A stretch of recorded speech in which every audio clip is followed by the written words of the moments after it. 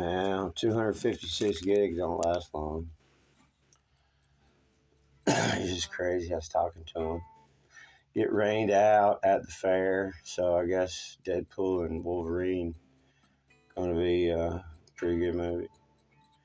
But I was just telling him, I don't know what they grew up on. Wiggle Wiggles and Blue Dog House and Clifford. But then there's this guy dancing around too. Not Wiggle Wiggles after on the show. The giant red cucumber knobby thing dancing. That was the coolest show, man, for the little one. I don't know what, but, I just went from Jerry Springer. I remember that earlier, and I had before Howard Stern and all that. It's just crazy because we transitioned from no black and white to getting up, turning knobs, no remote controls, to obviously, the reel-to-reels videos were kind of cool. I passed up some a few weeks ago in a box with some magazines. It was great, and I got some on both. And Stink, that 8-track, and the betas, and the VHSs, and those big laser discs. Remember the laser disc? Dune. It was the 80s, whatever, on laser discs. That was came. It's funny. It was like in a box anyway. And then, of course, all the records. I lost some records. 3D Rolling Stone, early version, blue, white, cream. Kind of like that pick card I'm building. I'm going to cut it out, black and white. It's a work in progress. I ain't going to show you, but it's kind of like just the material of all this crap right here, all diagonal messes, swirls, and spider webs. Oh, man, I lost my place. No, I didn't. I had my chocolate I just ate in there. And chewing gum from earlier. Hey, let me just read this while I'm doing it. Oh, that's why I was on part 3. That one. And that was just a little one. I'm leaving the place, so I'll put that back in there. Those are sweet. Wonders, blues. Of course, all of them.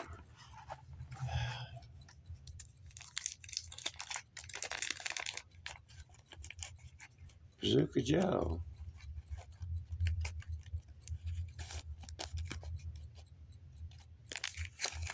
It's sad. Not to lose my place and grab my glasses. Leave it, child.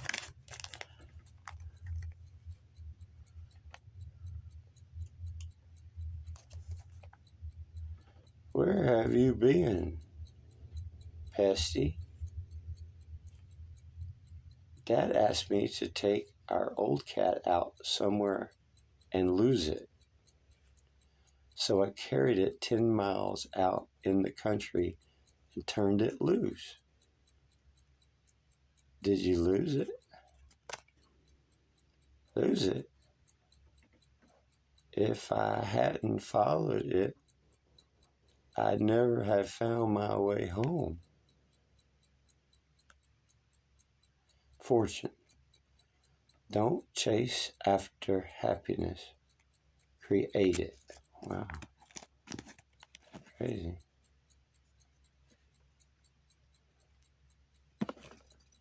That's crazy. I should buy a large figure. I don't do that though. I got a 4. Oh no. You got 10 of these going at the same time. I mean, oh, gee. Yeah. VHS, beta, disc.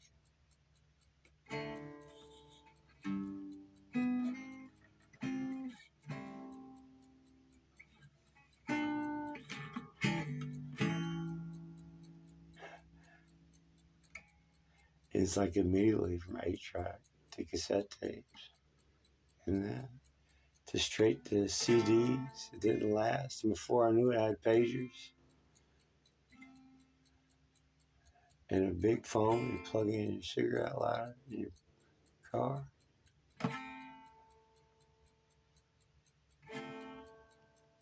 To MP3 players, pagers, to a handheld device phone, to multimedia, MP, to something getting paid over a cloud, to where our government now has adopted and given up their responsibility to a cloud system. That's what I'm dealing with. They've given up responsibility to something they call a watchdog. And you call them in this division of Motorola, and they say, if you have any technical sense, you talk to them. But you've already emailed 100 people. Do you talk to them? They won't talk to you because you're not. And I said, well, I'm just somebody who's talking. And I need to talk to you. I give them the case. I give them everything over and over. So then I call the other person back. But there's no email to this watchdog, and it's the division of Motorola, and they can't understand them, and they won't talk to me. But I'm like, well, that's where they sent me to. But then I call back the other public records and all them. So by now I've got like 10 people to talk to. I don't know who to talk to. We'll send it. Well, I send it, and they resend them, but it don't work. I tried 12 computers. They don't work, and they just don't. They ignore me. You're supposed to be a father, whatever they say you're supposed to do. Well, how am I supposed to be accountable and say, all right, well, how can I do this and this and how make it better for you when the people that you're supposed to bow to, they're not following up with everything? Fuck them. Fuck them. Fuck them.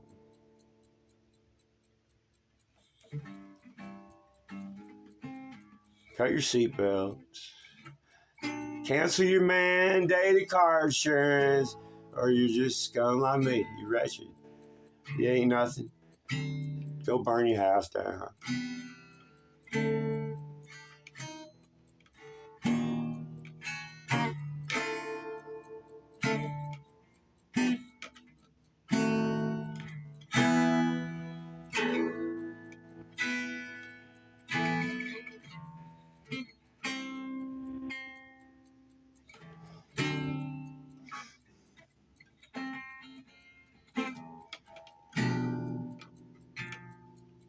Deal all I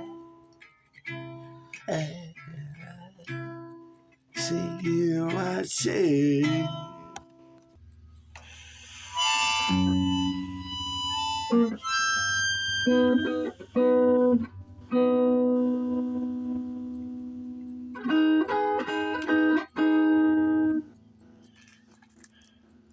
We'll get you some quotes out of that later.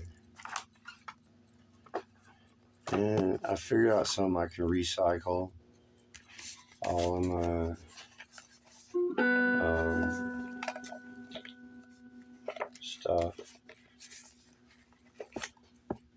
stuff laying around. And use it as bookmarks. This one's pretty neat. That's pretty neat. And this, I thought, it's one of those you can pick up and just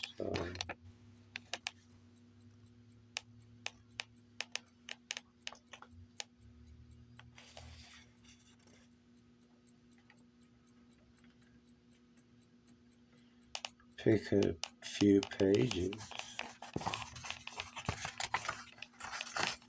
because letters, even postage stamps, we don't use those much, but people wrote letters to different people. Yeah,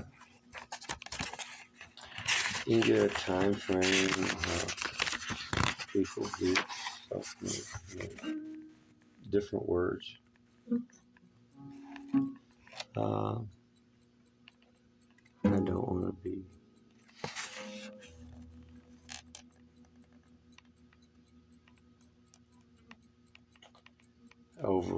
whelmed by the masses that know much more than me.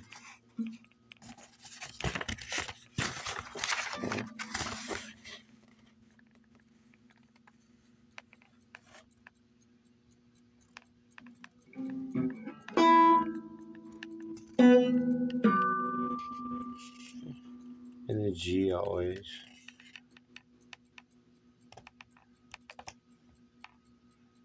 falls to the B. I don't know why. Just letters.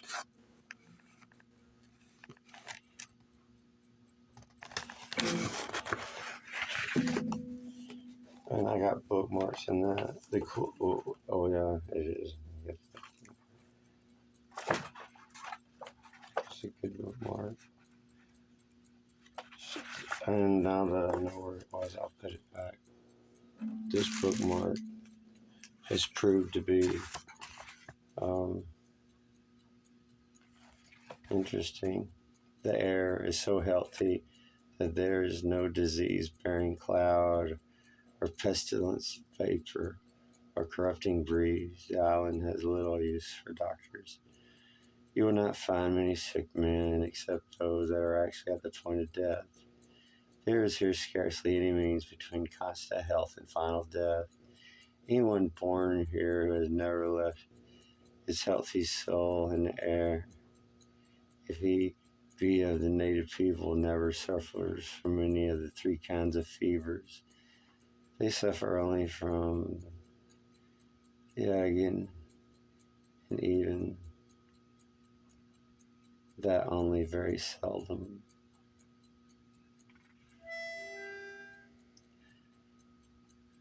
Plenty supply of rain.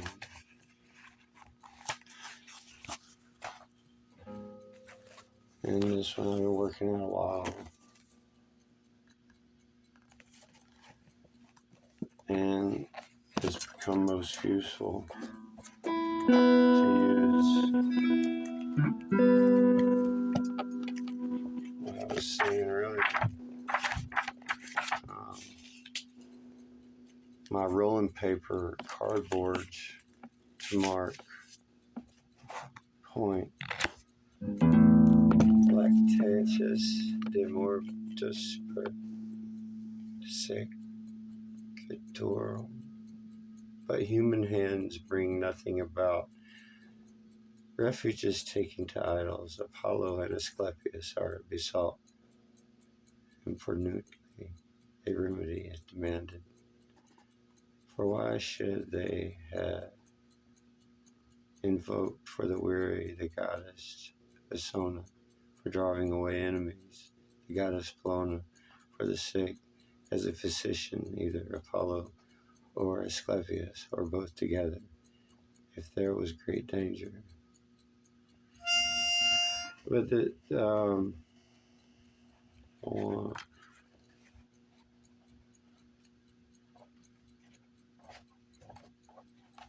and then I use these.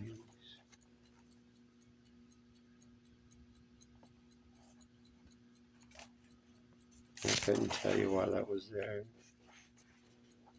Oh, I gotta get back in my Greek. That's what's crazy about this book. Am I gonna change minds anyway? But it does justice. And another.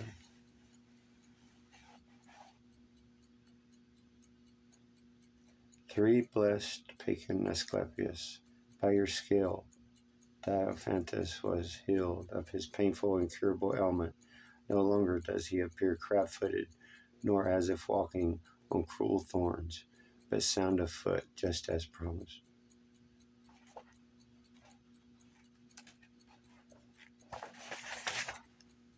Oracles, Athens, was not perfect in his manner of life, so as to call him a true philosopher, for the Asclepius of Athens revealed the same cure for Plutarch the Athenian, and for Dominius the Syrian, of whom the later continually coughed up blood, and had the sickness of this name. The former was ill with some disease, I know not what. The treatment prescribed was to keep sated with pork. Plutarch could not abide the health thus acquired, although it was not contrary to his ancestral ways. But rising up from the dream and leaning on his elbow on the couch, he looked at the statue of Asclepius, for he happened to be sleeping in the vestibule of the shrine, and said, "My lord, what would you have prescribed to a Jew suffering the same illness? For certainly you would not bid him to take his fill of pork." Thus he spoke, and straightway Asclepius spoke from the statue in a various harmless voice, prescribing another remedy for the illness.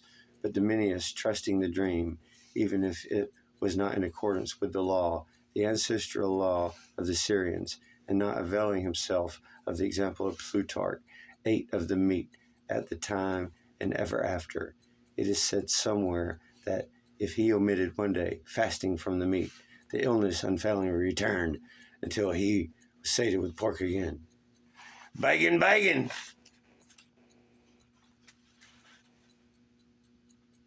Ambrosia of Athens, blind in one eye, she came as supplement to the god. As she walked about in the temple, she laughed at some of the cures and incredible and impossible that the lame and the blind should be healed by merely seeing a dream.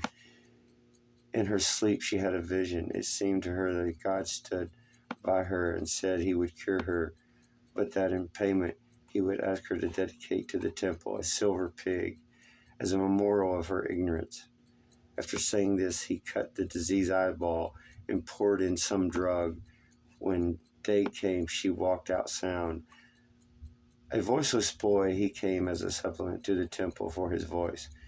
When he had performed the preliminary sacrifices and fulfilled the usual rites, thereupon the temple servant who brings in the fire for the god, looking at the boy's father, demanded he should promise to bring within a year thankful offering for the cure if he obtained that for which he had came.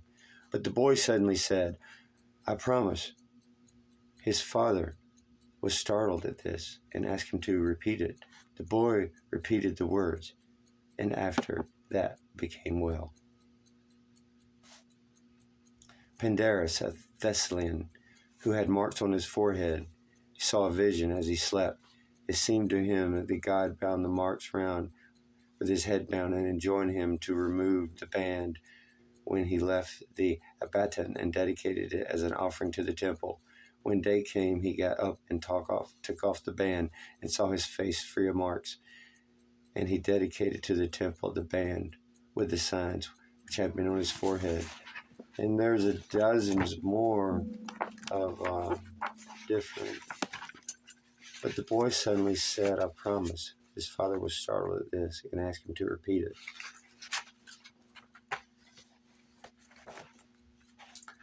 "O Asclepius, king and most loving of the gods, do I match the southern wood against your wisdom?" A woman had a tapeworm, and the cleverest of the physicians failed to cure her. Then she came to Epidarius and begged the god that she might become free of the ailment that lived within her. The god was not present. The attendants at the temple, however, made the woman lie down where the god was accustomed to heal the supplements, and the woman rested quietly as prescribed while the servants of the god made preparations for the cure. They removed her head from her neck. One stretched down his hand and pulled forth the worm, an animal of great size, but fit together, and attached her head to its original joint. They could not do. The god approached and was provoked at them because they set themselves to task beyond their wisdom. But with a certain effortless divine power, he himself attached her head to her body and raised up the stranger woman. Not in any way whatsoever. O Asclepius, king and most man-loving of the gods, do I match the southern word against your wisdom? May I not be so rash as that. But when it came up, I was so reminded of your benefits and your astounding cure. So also the plant is your gift, and one must not doubt it. That's a good one too.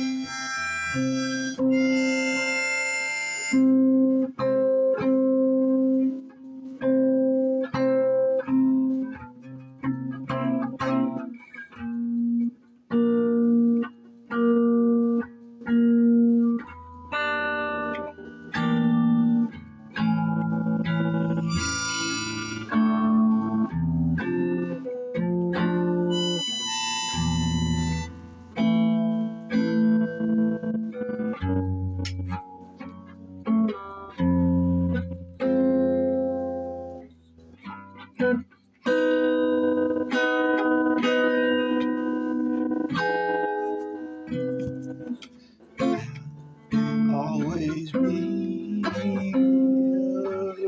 dreamer.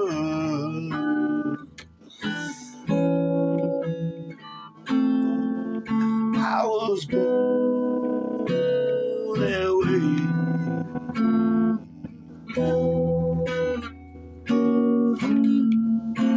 I was born to love you. Keep dreaming of you each day.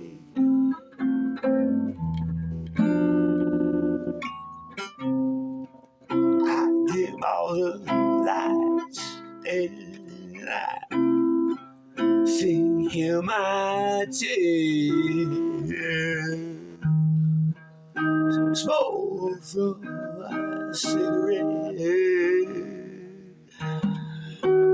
climbs to the air. Awake or sleep, my walls fade away into blue.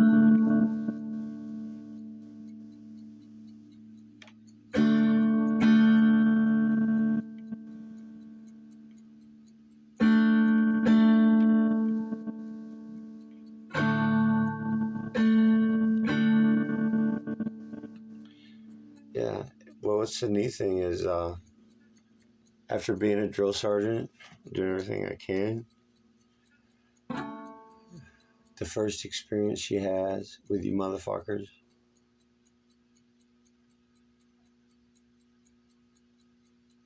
she hates it. You proved it.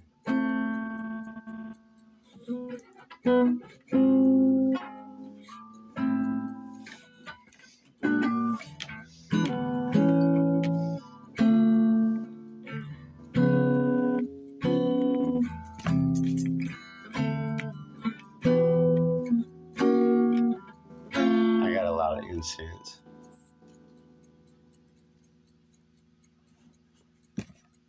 Find a lighter.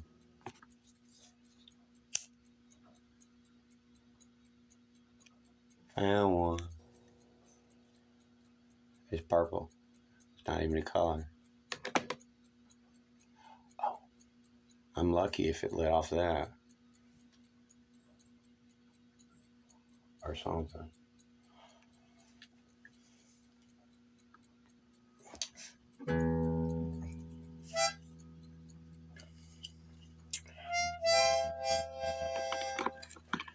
And notes. Get your notes. It's a notebook and a backpack.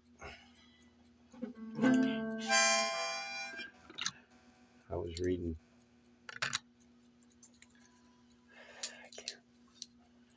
And you're supposed to trust a king that says there's frogs that came in Ireland. And this is a bad omen. That means the English are about to invade and take over. And how would a king know this? It was unknown species into an island that hadn't been there, and it's ferocious reptiles. Am I supposed to take his word?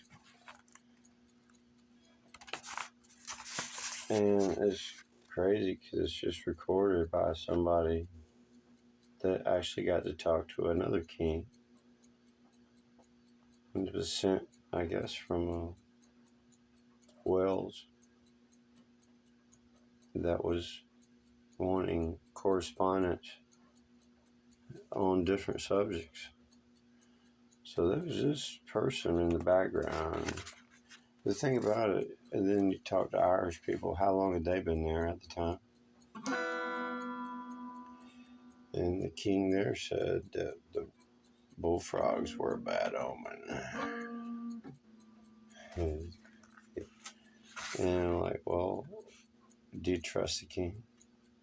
Nevertheless, in our days, a frog was found near Waterford in some grassy land and was brought to Robert IV,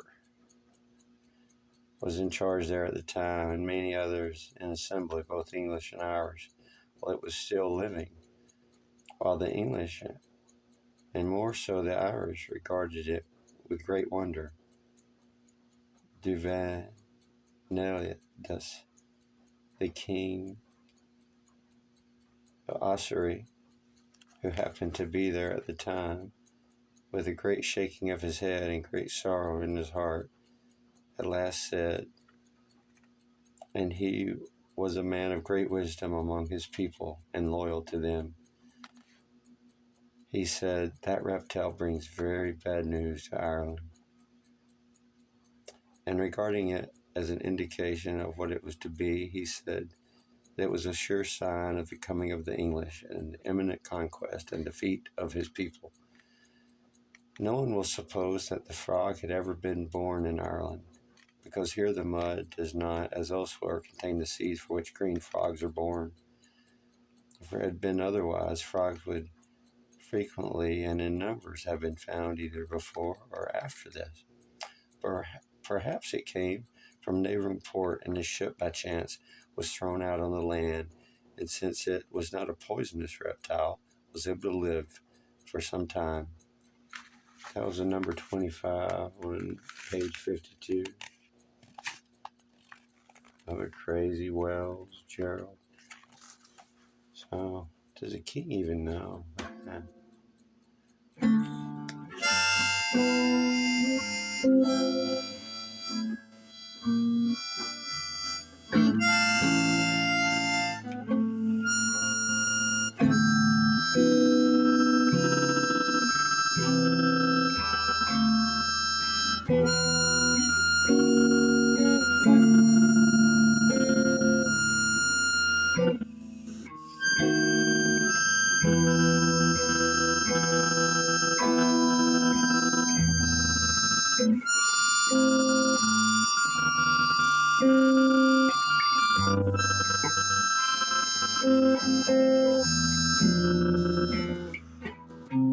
I do all that, and I see my tail.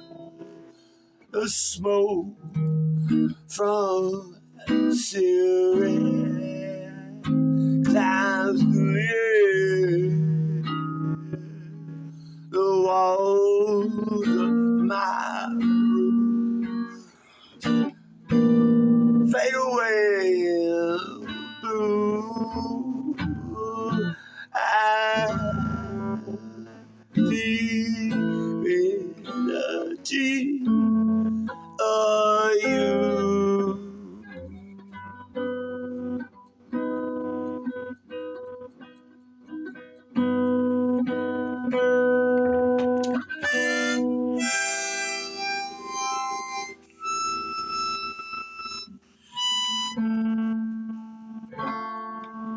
I'll always be a dreamer.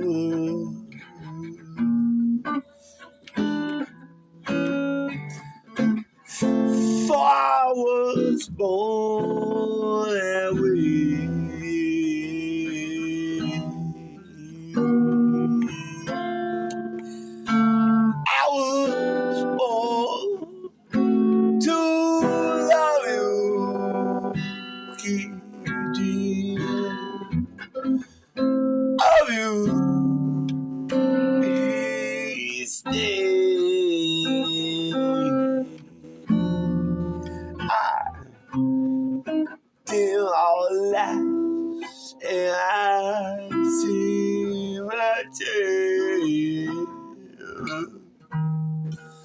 smoke from my cigarette climbs through the yellow walls of my room, fade away in the blue, and deep in the deep of you.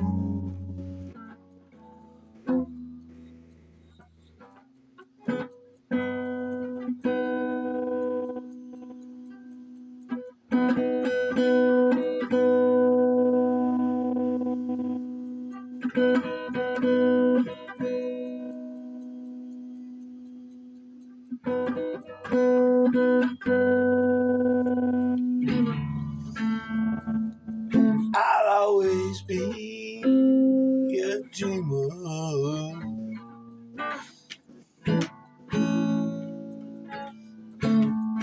for I was born away.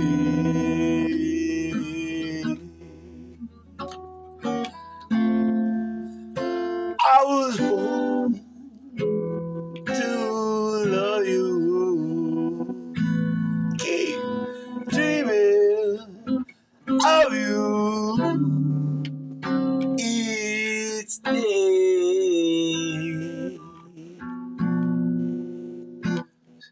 Smoke makes a stairway for you to descend. I come to my arms, may this bliss never end, for we love anew just as we used to when I deep in the deep of you, dear from the